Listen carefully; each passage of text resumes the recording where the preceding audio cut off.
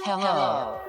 You are listening to the Carroll Connection with your host, Jared Carroll.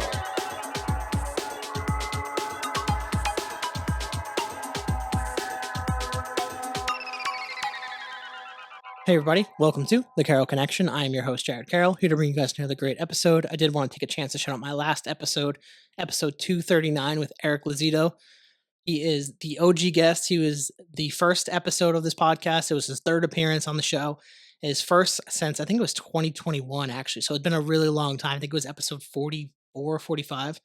And on this episode, we talked about him finding out his diagnosis of epilepsy and like working through that, and also the state of the cannabis industry. So if you want to check that episode out, go to thecarrollconnection.simplecast.com. Also able Apple Podcast, Spotify, and all the major listening platforms. If you like to watch your podcast, go on YouTube, search the Carroll Connection or at Jared M. Carroll, and it'll pop up. And if you want to be a guest or return as a guest, hit me up on Instagram at Jared M. Carroll or at the Carroll Connection, and we'll set that up. As well as plugging the 5 Pillars to Creating Meaningful Life. It's only available on Amazon, and if you buy the book and you really enjoy it, submit the review on Amazon. It goes a long way in the algorithm. So that brings me to today's episode 240, bringing in my guest, Ethan. How you doing? Doing great, man. Welcome to the show. I also got to give a quick shout out to Mason Terra.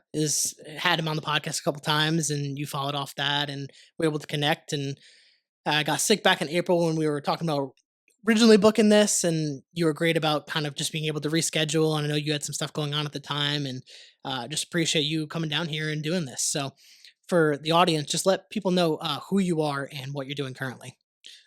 So I'm Ethan de Aguiar, or Ethan de Aguiar if you're Portuguese.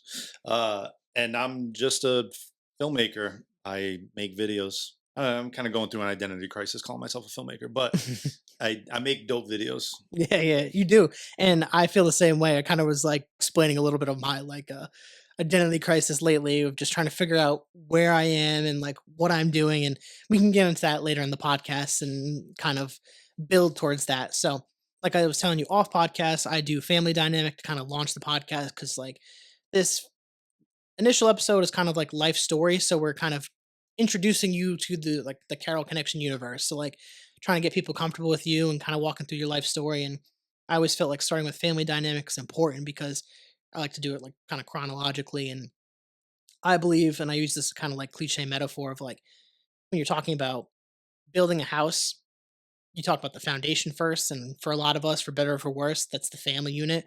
And I think it's important to kind of hear what everyone's different family dynamic is because it gives you a little bit of insight. And I think it's just a unique talking point. So, kind of with that being said, I'll allow you to kind of dive into what your family dynamic was like.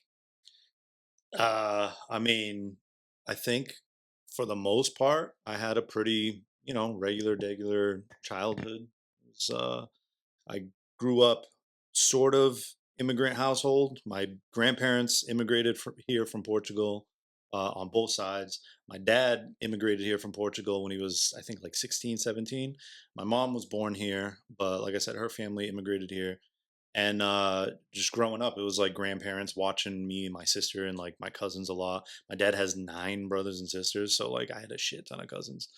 And yeah, just growing up, hanging out with them, like, after school, grandparents taking care of us. We're just like having fun hanging out, like really close with most of my cousins. Um, I'm like the third oldest, I think, cousin. So it was like a lot of like us also babysitting our younger cousins and stuff like that. And then I don't know, I mean, I got good relationships with my both my grandfathers passed away. Um I had good relationships with them. I learned a lot from them. Um my grandmothers are both still alive. I live above one of my grandmothers, and the other one I get to see every now and then. And yeah, as far as like parents, always had a good relationship with my mom.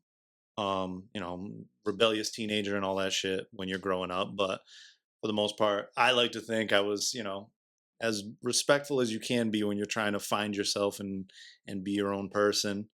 And and yeah, honestly, like didn't really have a great relationship with my dad for a long time. He's a carpenter and did carpentry, so I would work like summers and a lot of years with him.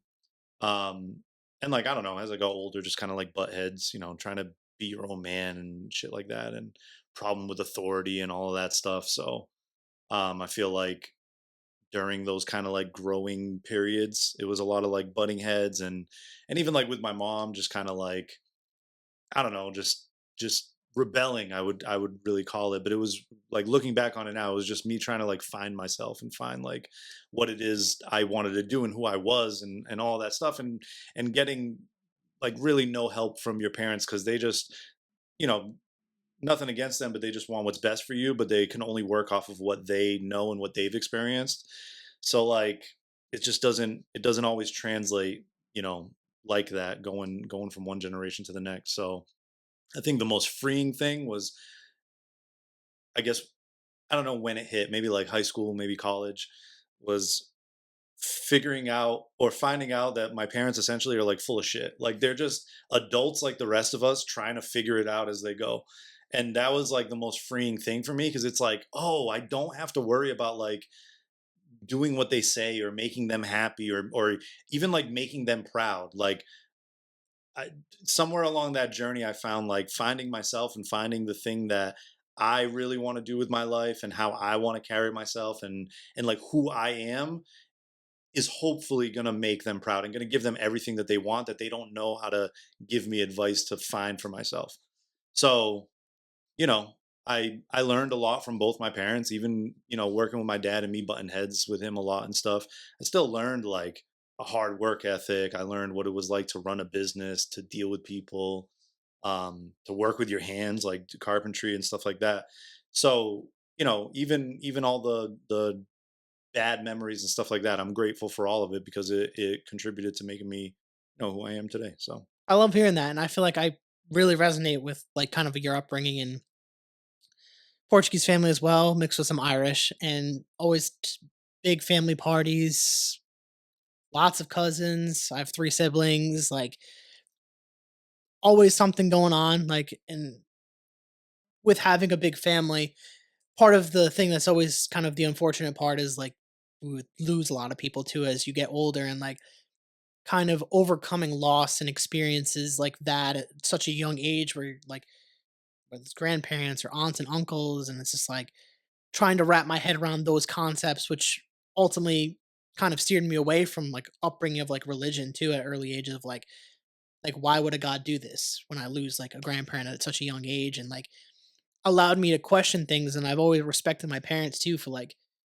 not forcing me to continue with religion because I don't resent it either.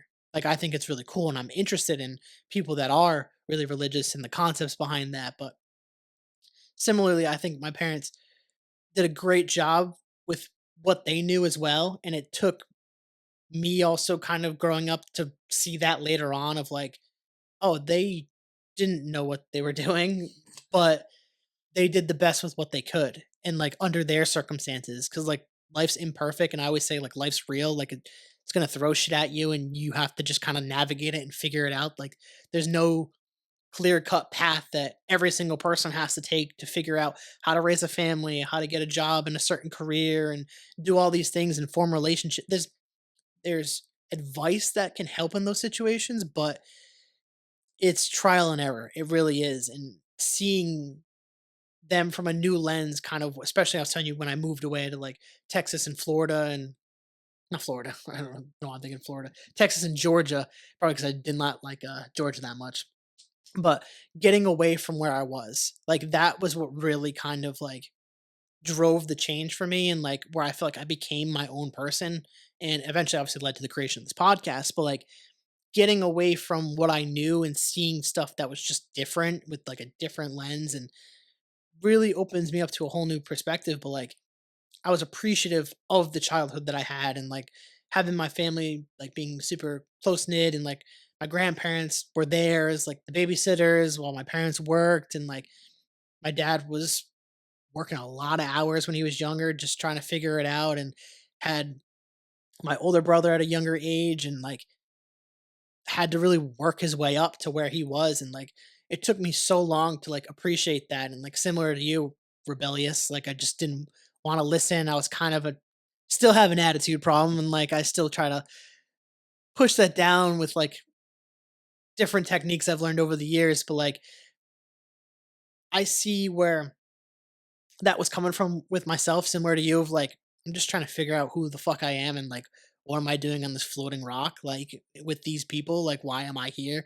And like trying to be my own person. And I think we all kind of go through that in our own ways of like trying to just figure that out. And we will naturally butt heads with our parents. It's almost like the natural progression of like teenage years, especially, is like you have to go through that stage and you're gonna hate your parents and they're probably not gonna like you that much either during that period. But that period is where like a lot of this growth happens and things can change. So I think it's cool to hear what your family dynamic was like because I definitely see a lot of myself in kind of like what you were talking about. And I think it's super relatable for especially people that come from Portuguese families. It's a lot of times big families. This we had a lot of parties, cooking, like religion was a big part of that growing up, and that that stuff resonates with me. So when I hear you talk about that, that's what immediately comes to mind is like my grandparents and like all my aunts and uncles and like Christmas and like just the big family pieces of that.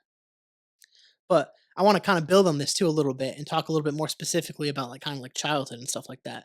And kind of like what did you do to like make friends, like socialize? Was there like sports? Was there hobbies? Like what was it for you? I mean, mostly through like younger childhood, whatever, junior high, stuff like that. I kind of like, I mean, I had like some friends and stuff, but I kind of really just kept to myself.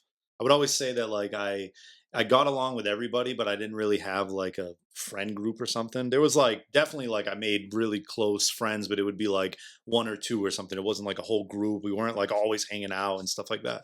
It'd be a lot of like hanging out with family and stuff like that. But once I got to high school, I got into skateboarding, and that was really like probably my first solid like group of friends, like many friends, and then it's like you're starting to become friends with their friends and stuff like that. But I think having that shared kind of, I don't know, mission, I guess if you want to call it that, of like skateboarding and getting better and just having fun and like skating spots and making videos and stuff like that is really where I think that I think I was starting to try to find like who I was and who I wanted to be. And I think once I hit that, it really started to take shape where I'm like, oh, there's something here. And like, I want to keep going with this. I, like I said, I got into skateboarding in high school, made a group of friends. We'd skate like every day, like after school, outside of my house on the street, set up boxes and rails and stuff like that. And then it was, a good friend of mine, Tim Lavoie, that gave me my first camera and my first pirated editing software. It was like Adobe like 1.0 too, like it was OG. And and yeah, just started really like messing around with it, just like filming everything that we were doing. I'd actually be interested to go back and see like what was the first clip that I recorded. But it was a lot of that. It was in high school I was taking like TV class and stuff, so there would be like school projects, but like just hanging out with my friends and filming tricks and everything was like the most fun for me.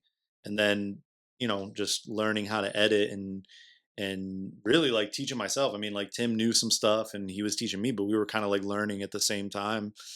And yeah, it was just like it was just fun. It was like unbound creativity. Like I was just like, I got this camera. I'm enjoying like getting these clips. I'm enjoying like playing them back and watching them and like documenting my friends doing this sick shit and like just building off of that. And I think too, especially now, looking back, like that was still in the time where we had like dial-up internet and shit like that. So it wasn't like as common, I guess, back then. And I didn't realize how like lucky I was that I had that and I was being able to document like my teenage formative years. And yeah, looking back on that now, it's really cool to like have that for forever. There was a so we recorded a bunch of shit and I was like the filmer for our skate club. So we were always just going out and doing all this stuff. You meet up with other skate crews and stuff, and like they got their filmer dude and stuff like that. And we had always planned to like make a full length like film, like everybody like films their own part and just like that, like, old school skate videos and stuff like that. And I don't know why it never really like formulated like that. Like we were just always like kind of collecting clips, but not really like having the structure, I guess, to like film a whole part and really like go out for missions because we were just having fun. We didn't want it to be like too structured.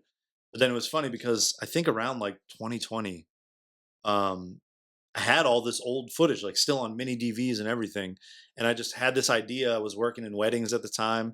And I had this idea where I'm like, you know what? I'm going to go through all of that old footage. I'm going to digitize it all, get it all on my computer, and then just edit like a gigantic video of like our teenage years and like send it to my friends. So it was like, finally like 10 years later or something, we had a full length skate video, but it was like perfect. It was like, honestly, the feedback I got from my friends with it was that it was just like it was perfect. It was nostalgic. I didn't structure it where it was like this person's part, then this person's part. It was really just like all of us interwoven together. So it was really cool to see. Like, I mean, I even watch it, at least like once or twice a year. And just like you get to relive that. And I had so much footage. I made like bonus features and like, there'd be like a party we were at or something. And I was just filming for whatever reason. It's just like, just give them that. So it was cool. It was cool. I found myself lucky to have that when I was younger, to record all that, to make this film and share it with my friends and stuff too. It was really cool That's so experience. sick, honestly. And I'm envious of that, honestly, too, is like having the knowledge too of just being able to record that stuff. And like I think it's probably even cooler now that you went back and did all the editing, like because like you have all the knowledge and stuff behind it now to like, or obviously back in 2020 to like create that stuff and do that.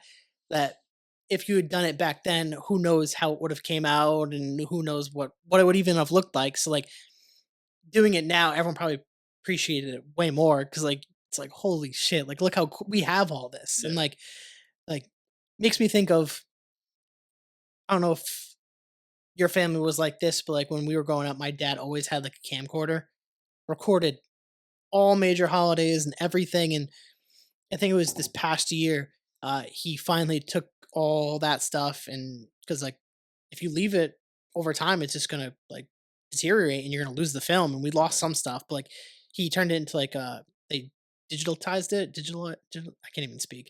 Um, got it on a USB and all that shit, and then I was looking through some of it and like it was making me like emotional. It was like just as a kid growing up and like seeing myself from like stuff that I remember watching, like we'd play it every once in a while. It was like the thing at a holiday. I'm like, oh, look at this old VHS tape that we have. Plug it, push it in, and watch it. Be like, oh my god, that was so cool. And then to have all those clips and like, I was even posting some of them on TikTok that were like kind of going viral of just like nostalgia Christmas and like of like how things were, and like it wasn't always so performative. Like obviously in some way you're performing for a camera, like a camera's recording, but it's not in the way that it is today, where it's just like pure. Like we're just a family celebrating a holiday, and like being able to have that, like it's worth its weight in gold. And like the fact that like my dad was willing to do that and invest in a camera and just like do that stuff means the world to me now, because like I have that stuff and like it's so cool.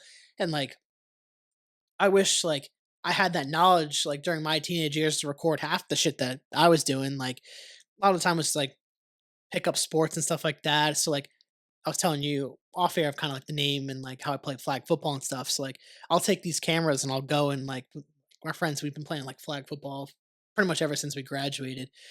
Like it has to be close to like almost 10 years or something of like playing flag football. And I will just like I usually bring like my shitty ass camera because like I'm not risking it, but like I'm like the camera guy and like I know all like the angles to get, and like I want it for like Instagram Reels. So like I'm like, you guys have to hold it vertical because if you hold it horizontal, it's gonna look like shit. Like it's not gonna get the whole clip in there. And like telling people like watch with your eyes and just track the ball with your eyes, because if you're trying to do it through the camera, so many of these guys just like they're watching it and then they're like this with the camera at the last second. I'm like, you're missing the entire play. But like I get to record that and share that, and like I love being able to like on a Sunday we'll play in the morning at like 11. I'll get home, usually grab a burrito or something like that, and just sit down, watch football, and just edit our clips from flag football and just throw it up there. And like I don't care if no one likes it, or I know the guys appreciate that. Like they appreciate that I'm putting in the effort of like, oh, do you have this clip from the game? Like I want to see it, and like in the moment too. Sometimes if like I'm recording, we'll be like, oh, what's the official review? What does it look like? Because like it's so close, and like having that ability to do that and share that with people is like awesome. And I kind of envy that a little bit with your skills, like of being able to do that. Like that's something that's just like I feel like a what's the word I'm looking for? So I think it's an underappreciated like skill, honestly, these days, especially in the social media world of like people think it's so easy and like they want to pay like nothing for the fucking best quality stuff. And it's like it takes so much time and effort to have like the editing, the vision for this, to create, to record. Like there's so much that goes into an editing process, like even just for a podcast of this like small scale of like editing my 3 cameras and doing all that, like it takes time. So like I can only imagine the amount of hours that you have to put in to do the stuff that you do. And like obviously we'll get to that, but like that stuff I don't think people fully appreciate when it comes to like that to like your craft, honestly. It's like kudos to you for being the camera guy. Like it's such a cool thing to like to be that too, is like you get to like see things in a different light too. Of like when I'm recording like our flag football, like I'm seeing the game a little bit differently than obviously when we're just playing it. Like not like it's meaning anything seriously, but like having that stuff, like reflecting on that is so it means something. Like especially nowadays of like we're we're so quick to just like use our phone or record everything and forget about it. Like it's worth revisiting this stuff because like there's a reason that we're recording it. Obviously, we should all live in the moment, like everyone says that, but like having that stuff to reflect on and look back is cool. Like it's worth something. Like when I look at my old childhood videos or you look at your skating videos, like it means something to have those things because like we're not going to be able to always remember everything. It's just we're just not. Like I don't know if you have a great memory. I definitely don't. So it's like having that video or those photos, like it's worth something. So I think it's cool that you have that skill and you can provide that to your friends. Were you like the typical like skateboarder, like punk rock and all that stuff, that music, or just like Not really. I mean, I was really more into like Wu Tang. Honestly, Wu okay, Tang was like my biggest thing and biggest skating's music tough. and hip hop. I got. It's funny. I got a lot of my music taste. There's like a meme going around now that was like, "Oh, did anybody else get their entire music taste from old skate videos that they watched growing up?" And I'm like, "Holy shit, I really did." Between skate videos and like skateboarding games, like all the Tony Hawk games and stuff, I'm like, that's where a lot of like my music taste came from. But yeah, I wanted to go back to something you said where it was like, back then recording all this footage and everything was like it's not as performative as it is now. And I think that's true. I think because when we were growing up, the technology was so new that people were really just documenting for themselves. And now we're like documenting for other people. And I think that that's where the most like loss in translation stuff happens, is that like you're recording stuff now, and of course I'm not speaking for everybody, I'm not speaking for every situation, but from what I've observed a lot is like people are recording things worrying too much about like what other people are going to say or what other people are going to think, or are people going to like this, how many views, how many likes, all that stuff. And like depending what you want to do, of course you got to pay attention to some of those metrics if you're trying to grow on Instagram, all these other social media platforms, stuff like that. But I think the key thing missing, and what you were talking about, where you like, there's value in these things, and people think you're just hitting, hitting record on like a good camera or something. The fundamental thing, and it sounds so simple, people are missing the storytelling aspect of it. So really, like what I do is I'm finding the story, I'm crafting the story. It's even like to your point of like the footage I got of all of my friends and our whole group skating and everything, but then editing it 10 years later with the skills that I had learned and all this stuff. I think the main skill that helped me put together something so good was that storytelling aspect. Like I wanted to share this story with my friends that like, hey, remember this? Like it was almost like a video version of like sitting around a fire drinking beers with your friends reminiscing on the good old days. It was like that. And it was really cool because they didn't know it was coming. Like I texted a bunch of my friends asking them for their address, and I came to find out that they thought I was getting married and I was sending them like invites and stuff. So it was like completely by surprise. I hand delivered it to everybody so that they would all get it like the same day and hopefully like watch it and then we'd all like talk about it and everything. But yeah, it was just like that storytelling aspect. I think that that's the biggest thing that people really take for granted now. I don't think there's, you know, we we're living in an age where there's so much technology and so many innovations and stuff like that. So I'm not mad at the person that wants to like film everything, right? But I think you got to like remind yourself that it's not all about that. Like I remember my sister asked me one time, like, because I film and I like what I do so much and I'm filming like so many things that I'm going, does it ever like take away from the experience? And me personally, it doesn't, because at least my style, I try to experience whatever I'm filming first. And then that helps inform like what story do I want to tell? Like sometimes you're recording things because it's like look, there's this, amazing sunset or something, and it's like I don't know what I'm going to use this for, but it's just beautiful and I want to capture it so I can look at it again. But other times it's like I want to know the why of why I'm capturing something before I even hit record, because if I can do that, it's like I'm already seeing a story come together, or even like potential stories. Like I don't always have it so crafted out, but it's like, this thing, when I look back on this clip or this sequence or this folder of clips that I collected this day, I'm going to remember like how I felt. Like I'm going to remember what drew me to record this.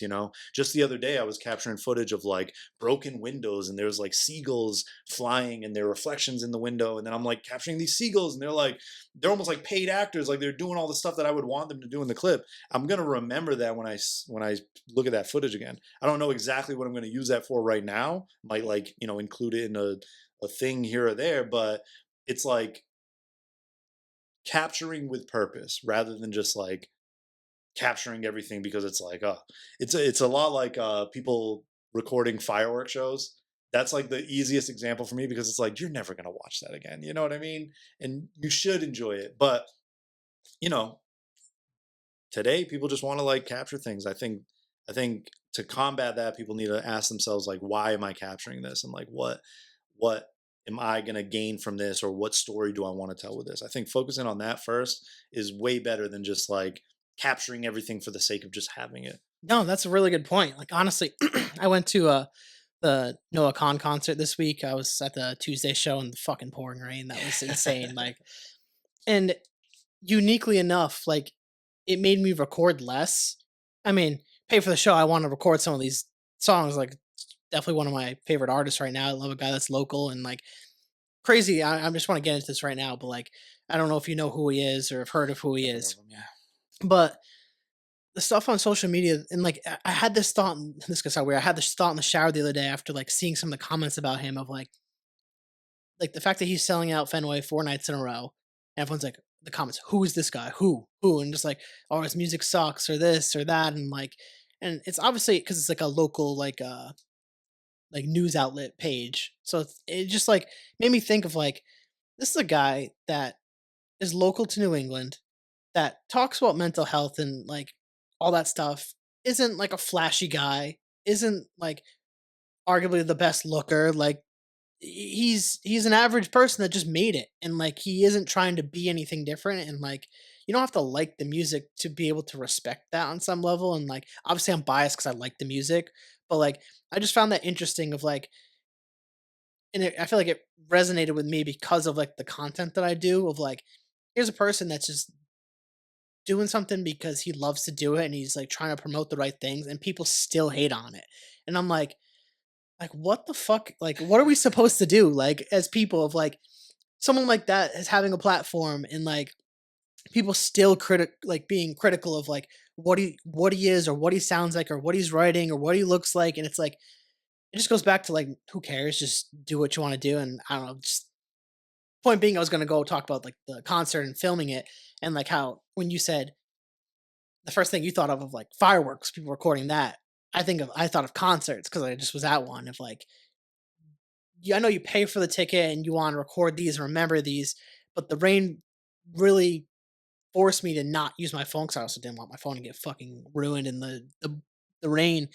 And it's like how amazing it is to like see this and see someone appreciate the moment of being able to sell out Fenway multiple times, and like he has a documentary on Netflix talking about his mental health and struggling and like body dysmorphia of like struggling to live up to like what people think men should look like, and like I really resonated with that, and of like there's such of like specific way that people want you to be, and versus just how you are, and you have to learn to just be yourself authentically, and that's a hard thing for a lot of us to overcome.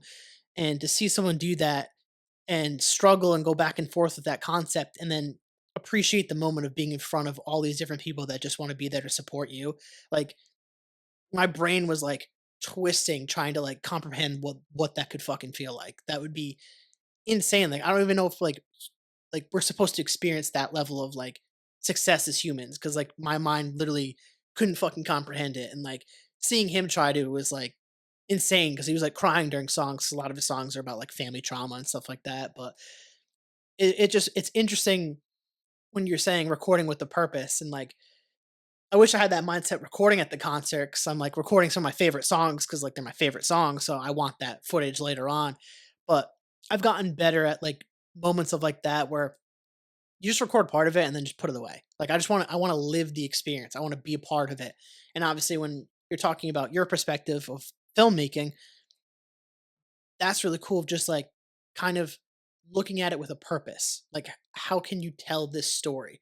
And I think if people looked at like recording videos and like stuff, even if they want it for themselves, like we were kind of talking about, having that mindset, I think we would all appreciate the media that we kind of see now on the internet. Of like, there's clearly intent versus chasing clout, which I mean, we see that on the internet all the fucking time. It's kind of annoying, kind of over that, and like that's the space where I think even content right now is just super like superficial almost, of like everyone feels like they need to perform for something versus just like just be yourself. Like who cares? Like who cares if you get 2 views on a video? Like did you enjoy the process? Like But you did know you what it care? is too? It's like people like think about it and then stop. Like I mean to say, like, people will think of one aspect of it and it's like, I got this clip and people are gonna like, this is gonna go viral, I'm gonna post it. But they stop there, where it's like if you give it a little bit more thought, you'll be able to do a lot of the things that you want to accomplish with it if you just put more thought and put more care into it, right? Like I've filmed things where I'm like, I know if I just post this on its own, like it's gonna do numbers. But like who cares? I'd rather, at least my style, it's like I'd rather attach that with something else. So it's like people are gonna get, I'm gonna get that attention from it, which isn't even what I'm seeking, but I'm saying like I'm gonna entertain people, but at the same time, maybe I can teach them something. Maybe I can send a message. Maybe I can even just connect with them a little bit more. So it's like, don't just look at it from this like one frame of mind. Don't get tunnel vision. Like really, sometimes people got to like stop and zoom out and see the bigger picture, because you can accomplish so many things at once with that. Like, there was same thing. Like I recorded a concert. I went to a Kendrick concert and I paid a good amount of money to be there. And I was like, yeah, I want to record. I want to record my favorite songs, because I do want to record, like have that for me. But the way I recorded was, I was like, I'm not going to care about getting like a good shot to share with people on social media. I'm just going to care about getting these moments and everything. So I'm literally there experiencing the concert and just holding my phone like this. So much so that like I'd forget that I'm even recording at some point and I'm just enjoying it. But then now, me playing that back, like I have the memory and I have the feeling of what it was to experience that concert. But then it's like I have this other layer where I'm watching these videos and everything. And now I'm like, oh, I forgot about this little part. Or like, wow, I really like sang that part with my whole chest. Like it's just like another added layer. But I think it's again, it's just that idea of like going into it intentionally. Like, don't worry about what people are gonna like do it all for you. Like, you know, I make videos for me. Like I'll be straight up. Like I make videos that I think are cool. I don't care how many views they get. I don't care if people like them.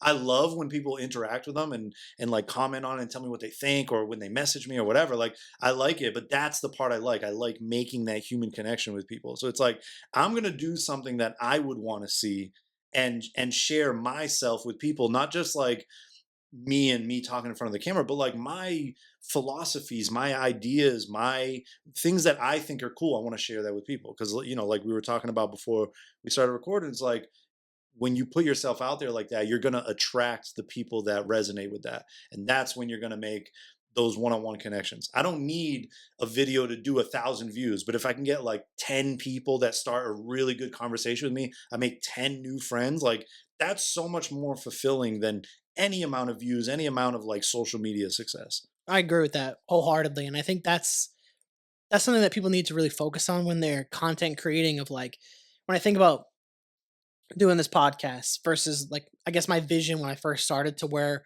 I'm at with it now, of like, you kind of walk into this new idea when you're first starting out of just like, oh my god, I'm gonna be the next big thing. Like I'm gonna figure it all out. It's gonna be super fast. I remember my one of my first goals was like, I'm gonna get 1,000 followers on my Instagram page. I don't even have 1,000 followers today, and I don't know why it was so important to me. And like I was just so fixated on like getting views and like doing this and doing that. And now I've kind of shifted the gear where now I just appreciate the conversation with the person.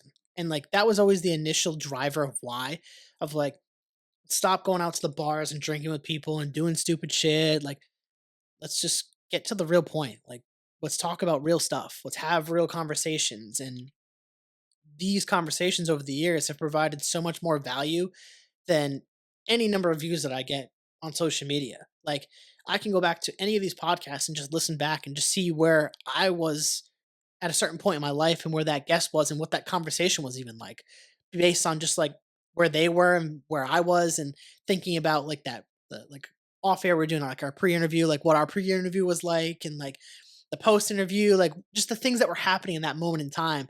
And I've appreciated that a lot more because the connections are just real. Like when I share something on social media with like the podcast page, and like someone like yourself, you follow off because one of your friends was on the podcast, and then I reach out and we try to form a connection off that, and it's whether if the person's receptive or not, and you were willing to come on, it creates another great conversation because it's just like this domino effect of like one podcast and another podcast, and then get a couple follows here and a couple follows there, and it's like those people and those new guests are worth way more than the hundreds or thousands of views that I could possibly get if I just talked about some other topic. Like that is where I think people are missing the mark on social media, of like, focus on like, I think we're kind of talking about this off air, of like the why, and focusing more on that.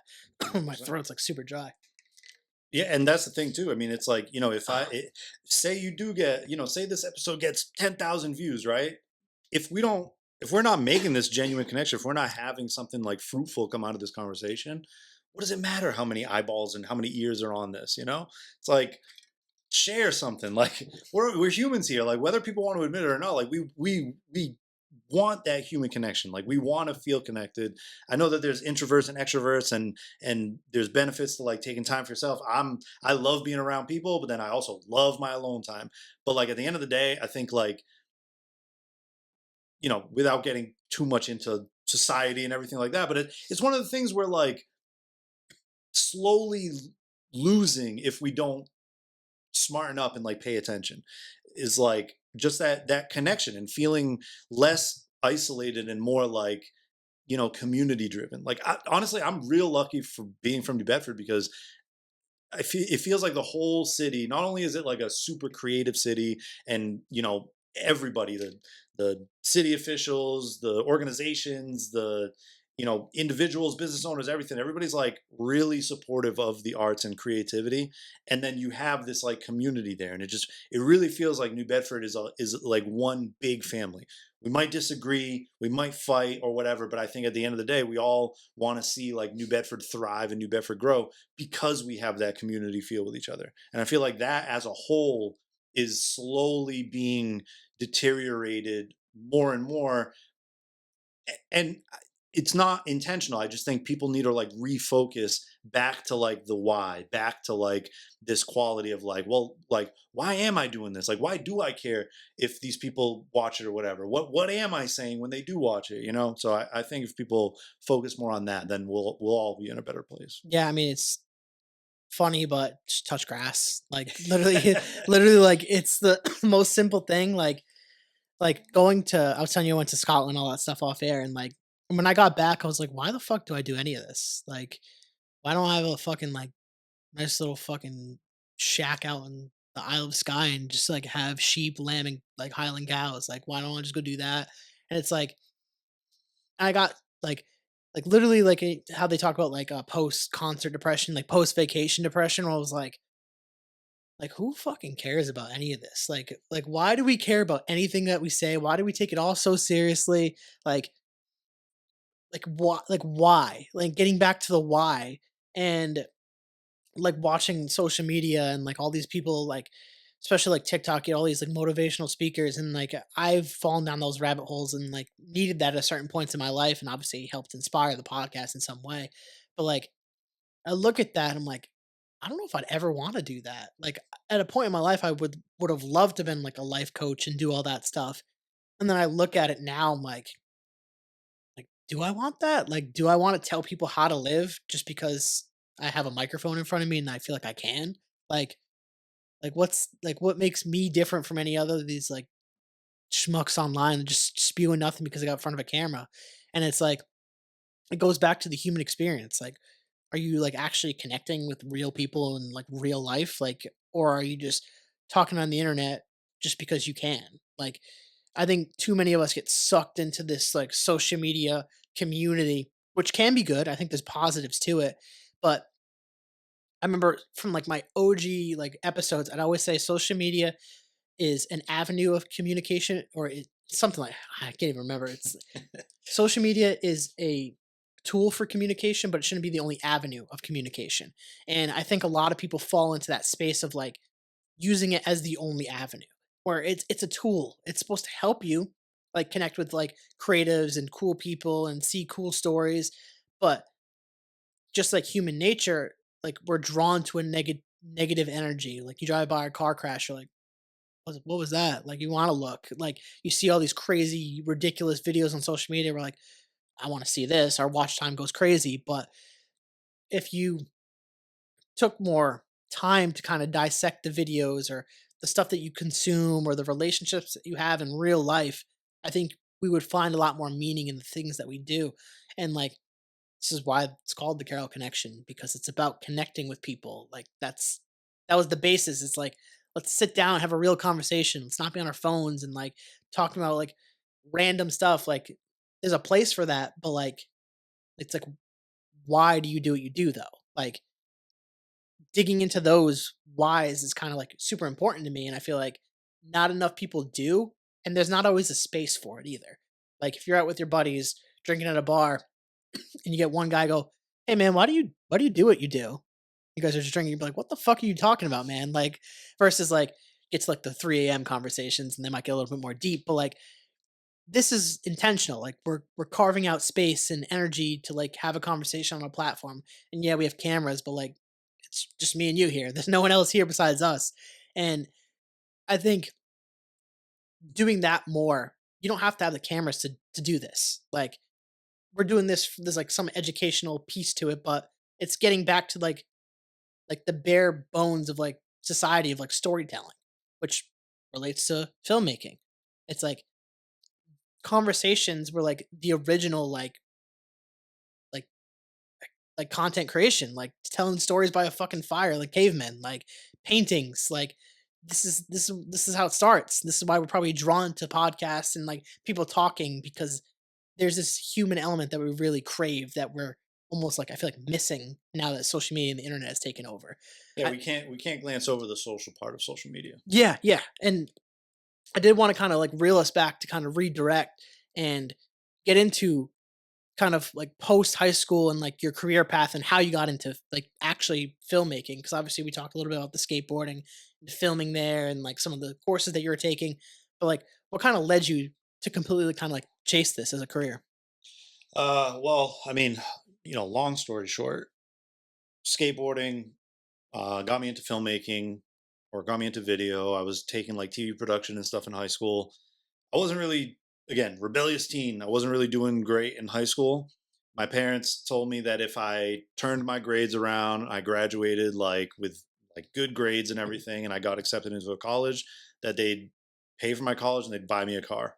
So I was like, cool. Like, and to maybe to toot my own horn, but my teachers were always telling me that like if I applied myself, I would do well. I just didn't care.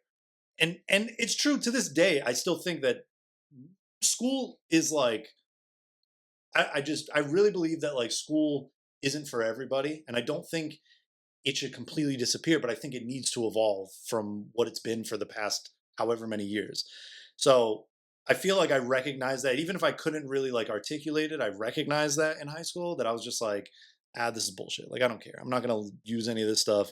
They're trying to teach me history books, and like I've learned some stuff. This is not like always accurate, or even like who even cares? Like why am I reading Shakespeare? Why am I doing this, right? So even the things where it's like maybe I could gain some stuff from like reading Shakespeare, or watching these old plays or whatever, the structure that they gave it wasn't giving me anything. So I was trying to find that myself, which is why I was so drawn to skateboarding. I was so drawn to making videos, because it was like a creative outlet for me. Like they were teaching me all these things and saying that like this is what you learn at this grade, but not why, or like how I can apply this, or whatever, outside of chasing a degree. Maybe I don't want to be an English major, but maybe learning these old stories can help me with the thing I actually want to do. But all that to say, school wasn't set up like that, so I wasn't doing the greatest in that. Turned it around, got good grades, graduated, with good grades, got into college. I went to Bridgewater because it was the like nearest place that I could commute to that had like a really good communications program. So I wanted to go in for communications and film and all that stuff. When I went, they bundled the communications major with like journalism and stuff. So again, I had to take a bunch of like writing courses and shit that I just didn't care about. And like it would have been fine if it was like script writing or something like that, but it was really like journalism, like as if I was going to school to be a reporter or something. And like in a way, with like documentary stuff that I do now, it is good that maybe I got pushed to do that, but I didn't learn anything from that. Like all the stuff that makes me good at documentary filmmaking now, I've learned from like trial and error, or YouTube videos, or watching like behind the scenes of documentaries that I really like, or just like watching and observing and trying to like learn on my own. Um, so went to college for it, just kind of like, I don't know. I guess I kind of treated it kind of like I did high school, because there was some classes I really didn't do well in. There was one point where my GPA was so low that they were threatening to kick me out of college. I actually don't even know if my parents know that, but they will now. But again, it was just like I only wanted to work on the things that I cared about. So luckily, I did have some really great professors in um, communications, like TV production, editing, even like some music classes and like sound classes and stuff like that. Um, I did take a couple like writing classes because I was forced to, and I remember one of my teachers, Bjorn. He was my teacher for TV production, and I was stressing about this writing class that I had to take to graduate. Like I had to pass this class to graduate, and I was just like, I'm not good at writing. Like I can't think of anything. And he like really snapped me out of it. Of like, dude, you can write about whatever you want. And I'm like, nah, there's like this criteria and this and that. And he's like, yeah, but like he sat with me and worked through it, where it was like, what am I interested in and how can I apply that to their criteria, rather than trying to like fit in their little box. And once he did that, it was like unlocked something in my brain, and I wrote a 25-page paper on like a new Nas album that came out that year. And like I did really well in it. I got like invited to do this. I forgot what it was called. It was like national something. I don't know. It was in Wisconsin, and it was like you sit there and you talk about your paper. So it was essentially like a thesis paper kind of thing. And so like I went from like stressing, thinking I'm gonna fail college because of this one class, to like getting to go on this cool trip and talk about hip hop that I'm super passionate about. And I think that that kind of showed me like all of this time that I was like rebelling and just wanting to do my own thing, like was valuable. It was again that journey of like finding myself. Um, so graduating with that knowledge and that attitude was like, all right, I want to go into film. I don't know what I want to do, but I just like want to make cool videos. I want to experience things and like film it and edit it and share that with people. So it wasn't really like super solid, but that means it wasn't rigid either. It was like open for influences and open for interpretation. And I wanted to like learn as much as I wanted to do. And then fresh out of college again, it was just like didn't really know what I wanted to do. So with that, I couldn't really like apply myself to stuff. There was like, TV production jobs and stuff like that, but none of it really like spoke to me. I worked carpentry with my dad for a while, and then I was just again just like filming things and making videos. And then I don't even really remember how, but somehow I got this wedding job doing wedding videos. Did that for a couple of years, learned a ton, but it was just like creatively stifling. Like it became very like systematic and formulaic, where it was like do a wedding, then you edit it. They all want the same thing. Like, oh, I really want this like Ed Sheeran song or something. It's like cool. The last 10 like wedding videos I made use that same song. And again, it was just like that. So again, I felt like, and it didn't help that my boss was like a total asshole. And again, I just felt that sense of like rebelling and being like, I don't belong here. Like I felt like what I was doing, I belonged doing, but I just didn't belong in that environment. And then yeah, so after 2 years of doing that, seeing like I got really validated because I would see like what my boss would charge clients and then know that it was like me and my friend that was working there going out and doing like essentially the whole job, like doing the creative direction, doing the edit afterwards, that really my boss just brought like the connections to the table. Like he took the phone call and booked the job, but we did everything else. So it kind of validated me that I'm like, there is a demand for specifically my creativity out there somewhere. So I was like, let me just try to do it for myself. So in January of 2020, I quit that job. I started working with my dad again, carpentry, just to pay the bills and have some kind of steady income. But at that time, my relationship with him was so much better than it was growing up.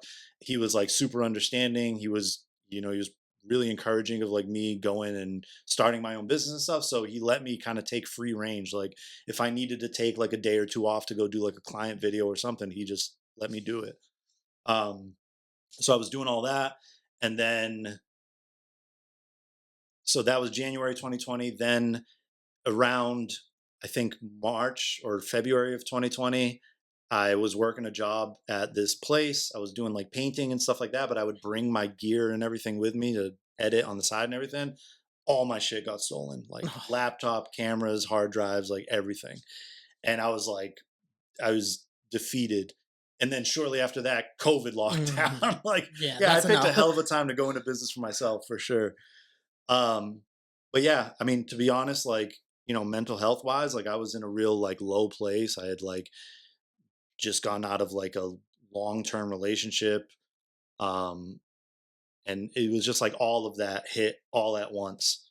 And for a while, I was just really like, I was like, I don't know what I'm doing. Like, I never really thought like maybe this isn't for me, but I didn't know like what to do after that. And then like after, sulking for like a month or something, I was just like thankfully my parents like let me borrow money so that I could buy a laptop again, buy another camera so that I wouldn't lose the momentum I was gaining with like getting these clients and stuff like that. And then from that, I was just like, all right, I just need to like go out and just shoot anything. And like we were in lockdown, so there was nothing going on. I'm like, whatever, I'm just going. I went downtown New Bedford. I filmed all the like empty shops and all the. It was like a ghost town. It was so crazy, but it was like I I I brought my camera, but I don't think I had the intention to make a video. It was just like I want to just experience like what's going on. Like I just want to get out there again and see what I see. And I was just like recording stuff, put it all together, made this kind of like PSA message kind of thing of like, hey, like times are scary right now and all this stuff, but like we're all in this together. And then that just like took off. Like people resonated with that message. I was getting hit up with like job offers and stuff like that, like projects and stuff like that. Not like to go work for anybody, but like at that time, a lot of people had to do like video stuff. Like they couldn't do live events or anything like that. So they had to switch. So, I went from like the worst period of my life to like getting really lucky and gaining all this momentum, making all these connections, meeting all these people, and being able to just like do what I wanted to do. Like this is the first time in my life that people were coming to me because of my creative ideas and my, my my ideas, my passion. And it just kept gaining momentum until today. I've been working for myself for, this is what, my 7th year, and that's basically it. That's sweet though. I mean, it sucks that you had to go through that like kind of tough period, but like I think you kind of need those moments to like almost shake you and wake you up. Like I think I wouldn't wish that on anybody, but in a weird way, I'm glad I went through it, because those moments in your life and how you react to it and how you grow from it really show you who you are. Like I still suffer from like imposter syndrome, and I get down on myself, and I got like an inner critic and stuff. But at the end of the day, when I really sit and think about it, I'm like, I know who I am. I know my character is solid. And it's because of, like, I don't know if I would have that in the back of my head if I didn't go through that. yeah, I mean I totally agree with that of like struggling also with imposter syndrome all the time of just like I feel like I'm not doing it. Like and then I remember I would always say when like it was like I was going to therapy, like my therapist was really great at reminding me of like I was like when I make it or whatever, or like she just remind me like you're already doing it. Like you're doing the thing that you want to do. Like it doesn't matter whether you have one view or thousands of you. You're doing the thing. Like this is what you wanted to do, right? I'm like, yeah. So then you're doing it. Like it doesn't matter the other stuff because that stuff is kind of superficial. It's like what is success to you? Like, and it makes you really wonder of like, is that extra stuff that important to you at the end of the day? Would you still be who you are if you had all that success? And I think a lot of people, the answer is probably not. Like, I think if a lot of people did have all the success in the world and they were like the biggest in their industry, that it would probably change how they do stuff. And in some ways, it's like obvious, but like in other ways, like it might change their character a little bit because you have all these different influences that change what you truly believe. And I don't think a lot of people truly dig deep into kind of like what are your values? Like what's truly important to you? And like kind of cliche, but like what hill are you gonna die on? Like what are you kind of like sticking to? And it takes a lot of like reflection and going into the dark places that a lot of us don't want to, and we try to avoid that, but you have to get to the places that you want to get to, especially creatively. Like those like scary places are going to unlock some of the most beautiful things you could probably create, and it unfortunately takes you sometimes to go through that to really experience that. And we were kind of talking off air about like receiving this like idea creatively in this energetic space and like kind of answering those calls. And like I was telling you off air about like the book or the podcast, like that's what it felt like, was just like receiving this call and just being willing to answer it and just kind of listen to like what that idea is and channel it through me. Like this is my version of a podcast. Like tons of people have podcasts, but this is how I do mine and how I envision it in my book. It's how I look at what are the most important things in someone's life with my story and my version of researching. Like this is what I came up with. And there's no specific way to do things. There's YouTube videos and stuff that people that can teach you how to do things, but you ultimately have to be the driver of your own life. And especially creatively, if you're not going to do it, like no one's going to do it for you. Like if I was telling you like, ah man, I don't know if I want to do like my podcast next week, I don't, you'd be like, "Oh, okay, like it's your podcast. Like you have to do it. It's your podcast. If you don't want to do it, it's over." And that's always like kind of like a reminder of like, yeah, like this is my life. Like I have to do the thing. Like if you're not going to do it, it's not going to get done. And I think a lot of people get stuck in that kind of like lack of momentum. And like I think part of the reason I've been able to continue to do this is just like keep stacking interviews. Just keep putting them on the calendar. Keep finding the connections. Keep reaching out to people. Because over time, you never know where it's going to lead. And we're kind of talking about that off air. Just gonna Yeah, I think to add to that, creativity is a muscle. You need to work it out. So even, those days, like if you were like, I don't really want to do my podcast, I don't know if I would be that friend that would be like, oh, it's your podcast, it's fine. I'd be like, just go for it. Like, try it. Don't go into it with like an expectation of like, well, I need to do this because of XYZ. It's like, no, just do it. Do it. If it comes out bad, whatever. You did it, and then you'll learn something, and then you'll move on to the next one, and maybe the next one after that will be better. You'll be struck with that inspiration again. You'll have that motivation. But I think it's like, people forget, like, my mom tells me all the time, like, oh, I'm not a creative person. I'm like, everybody's creative, but if you don't work that muscle out, you're not going to get better at it. So just keep doing it. People are too afraid to like make bad shit. Make bad shit. It's not the end of the world. Make something bad. I've made so people look at my work. I remember like making a video and somebody was like so inspired by it that he like talked to me about it, and he was like, yeah, I was like really inspired that it made me like look at the thing that I was working on. I was like, wow, this is crap, like I need to level it up or whatever. And I'm like, hey, spoiler alert, I think the thing that you got super inspired by is crap. Like I'm over here like looking at 1,000 things that I would do differently. So it's like, just don't. It's a muscle. You need to exercise it. Don't be afraid to make bad art. Don't be afraid to fail. As long as you learn something from that, you'll never really lose. And perspective matters.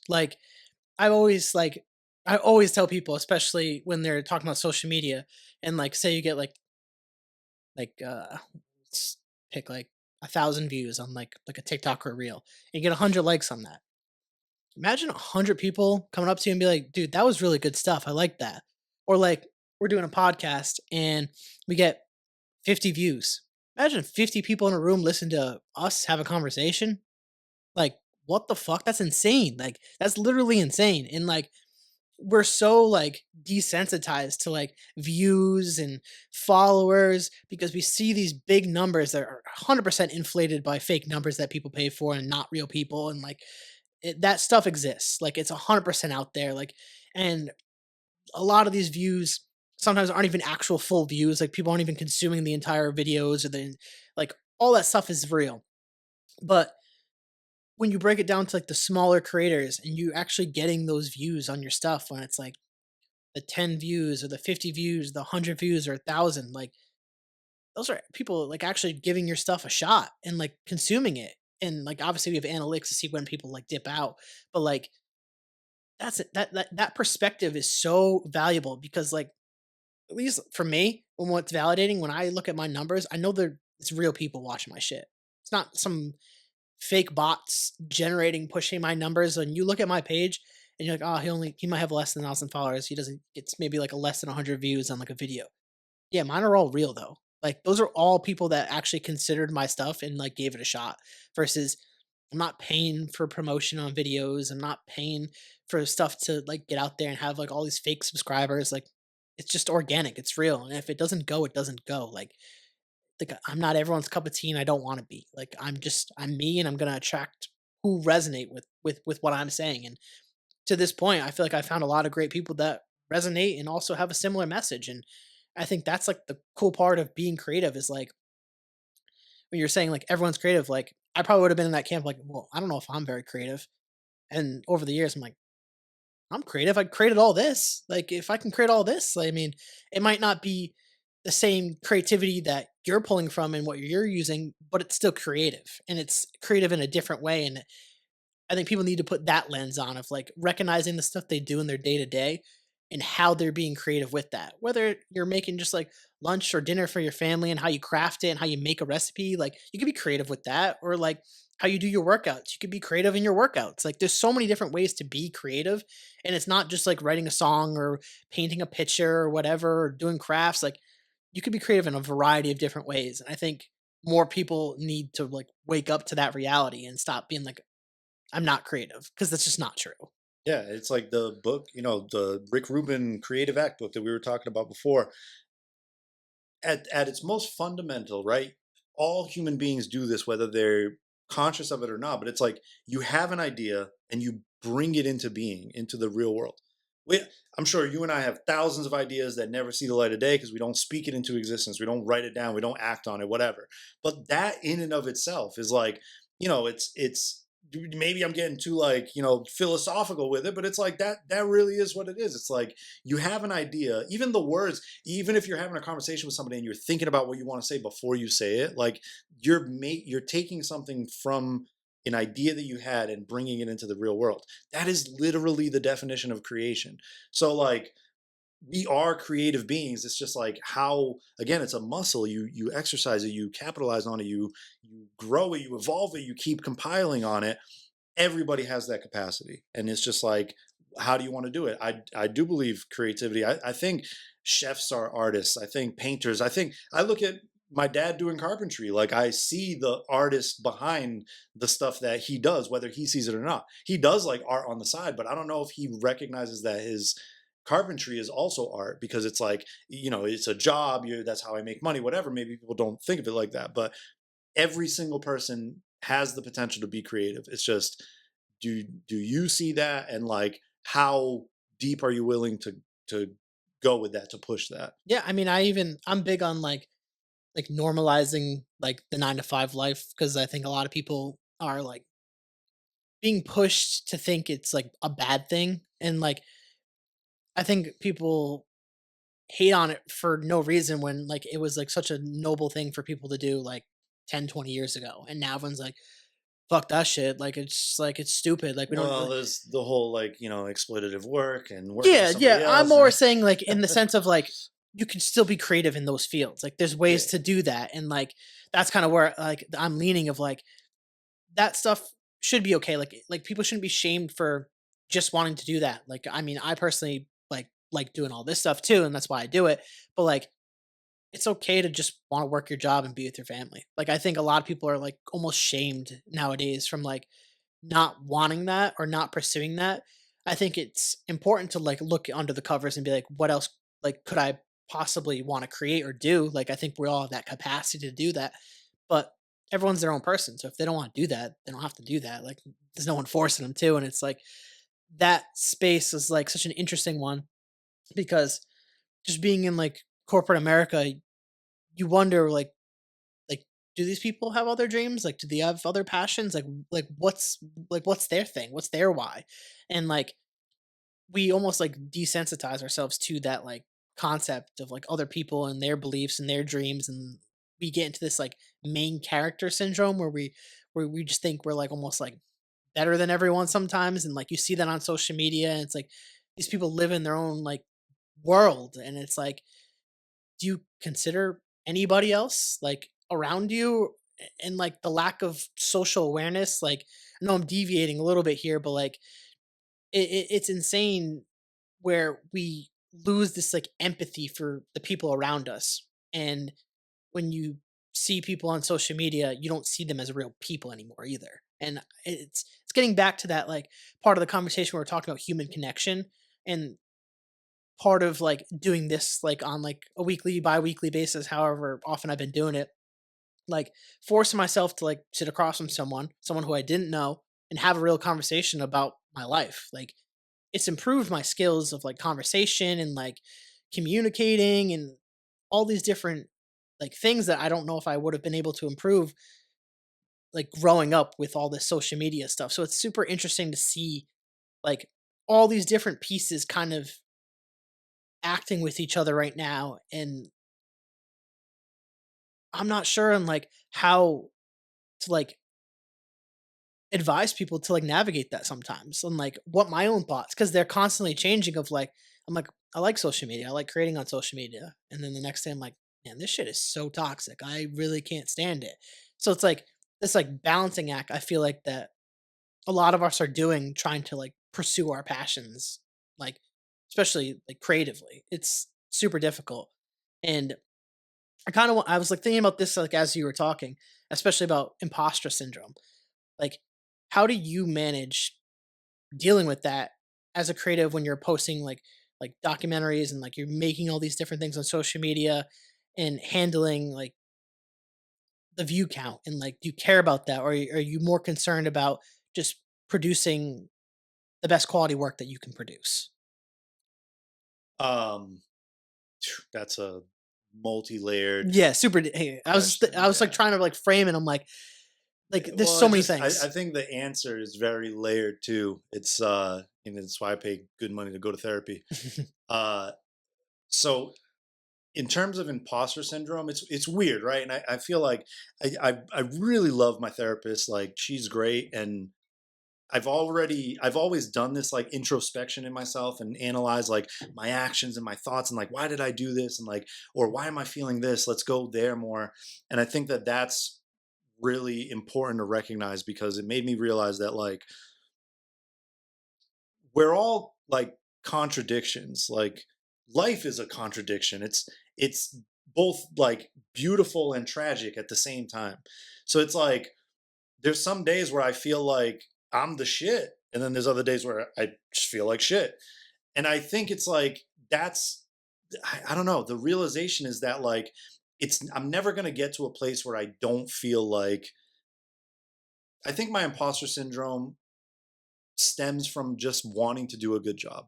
Like I want to live up to my potential. I want to do a good job. I want to make a video that resonates with people. I want to do things that I want to share parts of me and I want people to like that, not from an ego way, but from a making connection way. And I think managing that is just I don't know, man. It's like just just not being afraid to put myself out there. Like, I was telling you before in terms of like friendships and stuff like that, but I think it applies to social media too, is like this YouTuber Justin Hunt, the company man, talked about how he manages like relationships with people. And he said, I give everyone the opportunity to hurt me. And, you know, I think that that's beautiful because it puts you in a vulnerable spot. So you're being authentic and you're sharing yourself with people. So when it does resonate with somebody, it's like, there's no masks, there's no nothing. Like you got to know at least a little bit about me.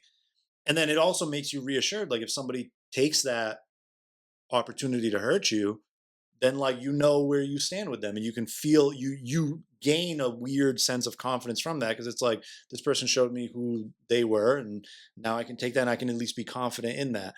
And I think the same applies to social media is like we're posting our stuff, we're putting it up there for scrutiny. Like people can leave shitty comments and tell me things about me or even worse, like message me directly and just take time out of their day to tell me why they didn't like my video. And it's like, cool. But I think like all of that kind of like makes you more resilient to it. So I think I think one of the biggest things I've learned and done in my life is just accept everything. Like I'll take the good, I'll take the bad. I just accept everything because I can learn from everything. I can analyze, I can ask questions, I can dive deeper into things. You can't do that if you don't put something out there. If I'm just recluse and I'm by myself and I'm not sharing myself with anybody, how am I ever going to get feedback on anything? And then I think as you do that more and more, you gain a sense of confidence because there's times where I've put something out and even like or even better, times where I've shared with like a friend or something and they're like, "Hey, I think what you should do is this instead." And I'm like, "Fuck that. Like I want to do this as I think this is cool." You might not get it and that's fine. But like I really believe in this. So it's like that only came from the repetitiveness of doing it more and more, like being scared, putting myself out there, getting feedback, whether it's positive, whether it's negative. It really just again, it almost like you're crafting like more and more armor so that it does get easier with time. It gets easier and easier. But I think fundamentally it's just like, I've again I have imposter syndrome sometimes. I was also raised by like rap and Wu Tang and this like braggadocious. I'm the shit. I'm the best MC. I grew up watching Kobe, like the best basketball player, and I'm the best, and nobody can beat me. And like you're still losing games. You're still, you know what I mean? Like I think having that attitude doesn't mean you have like a perfect streak or anything, but it's just like you go out there and you want to do the best that you can do. And I think to do the best you can do, you have to lose sometimes and you have to learn from it because then it makes you better the next time. So I think it's like, it's that. It's like some days I feel confident, some days I don't, but I still show up. I do the work. I get it out there. I shake it off. And then it's like, it makes me better. There will be times where I'm like, even just now, I was working on a documentary right now of that trip that Mason and all of us went on. And like I'm working on stuff and I'm stressed with like other projects and everything, and I'm like watching it back after like stepping away from it for like a day and then going back to it, and I'm like, this is like, I don't know, man, I'm not feeling it. Like, maybe I'm not doing a good job, maybe this isn't going to come out as good as I want. And then I'm like sitting in that bad feeling for a while, but like sitting, living with it, trying to figure out like, why am I feeling this way? Okay, well, let me look at this. Like, what is not striking me about this or whatever? And then it was like something hit. I got this idea. I put it, and now all of a sudden I'm like, dude, this is going to be one of the best documentaries I've ever made. It's like it changes day to day, but I think it's that consistency of just showing up, doing it, because at the end of the day, I've never been so low where I'm like, I'm not cut out for this. This isn't what I'm supposed to be doing. I feel super lucky that I found the thing, I found my why, I found the thing that I really love to do. And that's what keeps me going, because at the end of the day, I've never been so low that I'm like, I'm not cut out for this. This isn't for me. It's always been like, no, I'm living a life of purpose. Like, I'm doing what I should be doing. It might not always look glamorous every day, but like, just got to keep trudging forward and eventually I'll figure it out. Yeah, I think the just showing up part really resonates with me, and being consistent with it, like on some level. Like you can take breaks. I think mental health breaks are super important, and like giving yourself time to like rest and reflect. Like you need that, but continually doing the thing, even when you don't want to. Just like we were kind of like I was giving the metaphor of just like sometimes I want to do a podcast, sometimes I don't, and like I really resonate with you're talking about. Like some days I think I'm the shit, and like I'm like the best at this, and then I'm like, man, I'm so bad at this, and like the it goes back and forth, but like I still keep doing it. Like I've been doing this, and like that part is something that I'm proud of when I look back of like all the episodes that I've done, all the guests that I've had. Like you don't really know how many people you've touched with like your work, and like and you probably never will, but like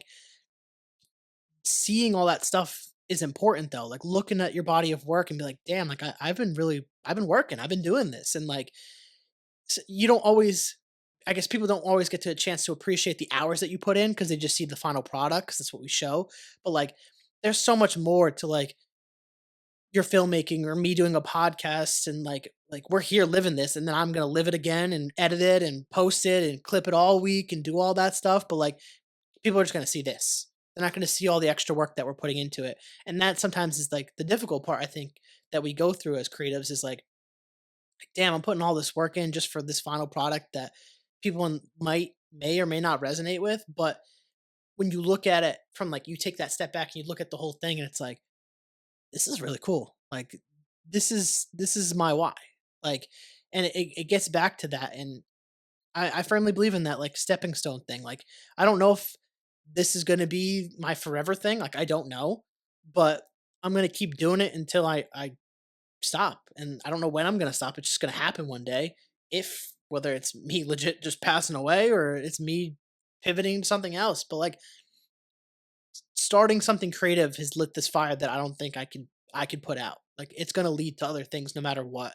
And I think people need to lean into that. And when you were talking, you brought this memory of like when I was on the podcast and I used to talk about like hiking as like a metaphor.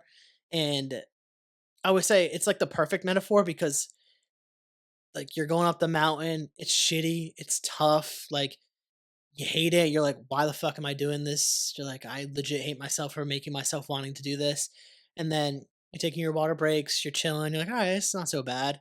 And then you get to that top and you're like, wow, this is why. But then you're at the top, you're like, there's so many more mountains to climb.